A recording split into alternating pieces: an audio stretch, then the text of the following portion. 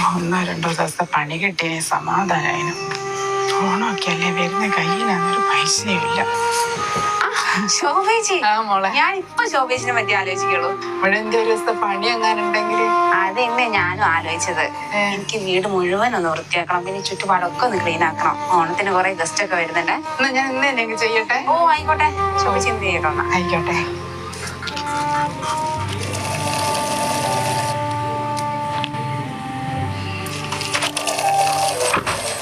ശോഭേച്ചി, ഓ, ഞാനൊന്ന് പെരാൻ പോയിട്ട് വരാട്ടോ. മോള് വേഗം വരികയല്ലേ? പണി കയറാനാകുമ്പോഴത്തേ ഞാനും വരും. ഓ ആയിക്കോട്ടെ ആയിക്കോട്ടെ. ഒന്ന് നോക്കിയാ മതിയേ.